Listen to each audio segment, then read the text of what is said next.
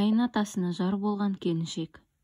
Алаш айнасының отбасы ошаққасы айдарына оқырмандарының хат арқылы жіберген оқиғаларын оқып отырып, мен де бала кезімде біздің ауылда болған бір оқиға жайында айтуды жөн көрдім. Қазіргі күніде көлеңкелі түсі көп бір сол оқиғаға қандай баға беруді білмеймін. Ол кезде мен 5-ші сыныпта оқитынмын. Жер кең болғандықтан ба, ауылдағы үйлер бір-бірінен шалғай жататын. Солтүстік жағымыздағы көршінің үйі біздің үйден 100 метрде қашықтықта болатын. Бір-бірімен аралас-құралас болып жатқан ауыл адамдары сол үйге көп бара бермейтін. Неге екенін қайдам, әйтеуір сол үйде ұрыс-жанжал жиі болып тұратын. Үй иесі Шабандоз Ермұрат жауырынды, бойшаң келген көрікті кісі еді. Ал әйелі Тұрсынай апа бойы кішкентай және өзі өңсіз болатын. Өте жуас кісі болды. Кейде Ермұрат ішіп келіп, соққыға жығып тастаған кезі де болды.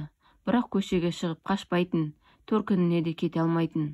Бет-аузының көгергені қайтқанша үйден бір қадам болсын сыртқа шықпайтын. Сол кісілердің тұрмысқа шыққан бір қызы ержеткен, бір ұлы болды. Қызы әкесіне тартқан сұңғақ, аққұбаша келген әдемі, ал ұлы анасына тартқан болуы керек, бойы аласа, өңсіздеу, әрі жуас жігіт болатын. Үлкендердің айтуына қарағанда, Ермұрат жетім өскен. Ет жақын туысы да жоқ. Қалың мал төлеп алуға шамасы болмаған соң, бір кедей тұратын кісінің қызына үйленген. Тұрсынай апаның қанша таяқ жесе де, төркініне кетіп қалмайтынын көпшілік осымен түсіндіретін.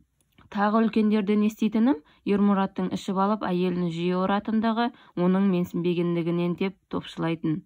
Бүгінгі күні ойласам, расымен де екеуі бір-біріне тең емес сияқты көрінеді. Біз 5-ші сыныпты бітірген жазда Ермұрат ұлы Пашанды үйлендіреді. Ел жұрттың айтуына қарағанда, бұрыннан 5 құда болған екен. Қыздың әкесі де Шабандоз болған.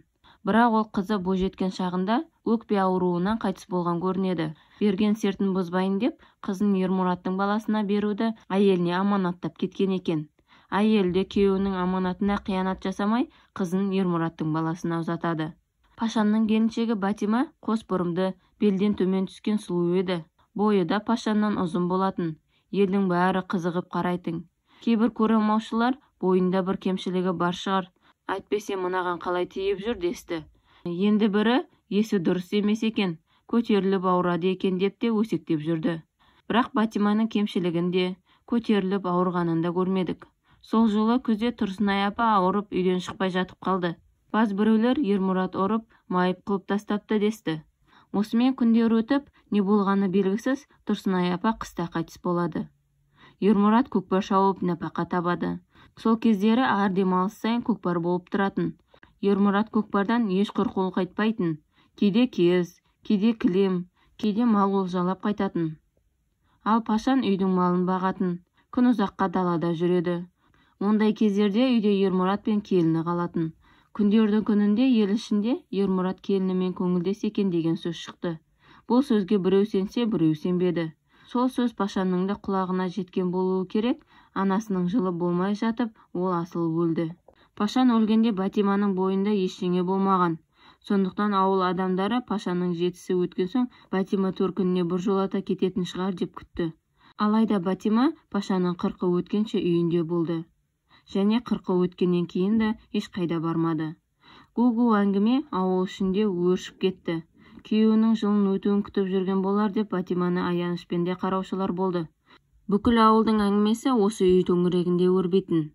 Арадан зуылдап 7-8 ай өткенде Батима үйден шықпайтын болды.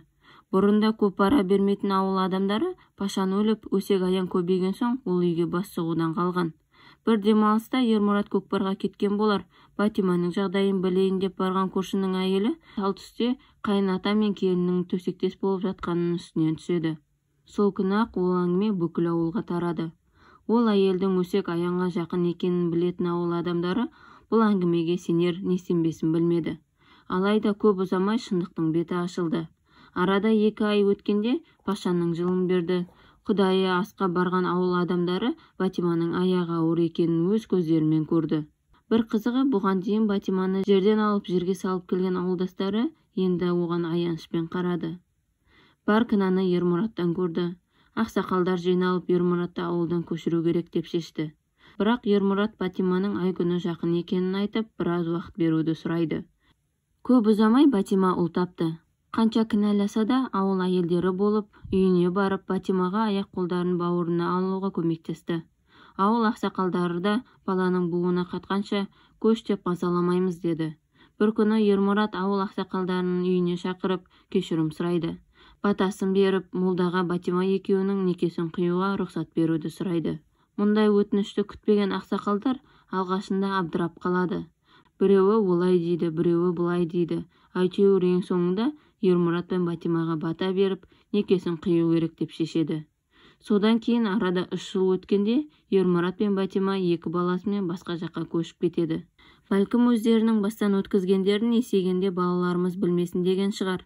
Осы оқиғаны жазып отырғанда бойымда кінәлаудан гөрі кешірімділік басым болғанын байқадым. Ал мұндай жағдайда кешіріммен қарауға бола ма? Өз ойыңызды жаза кетіңіз.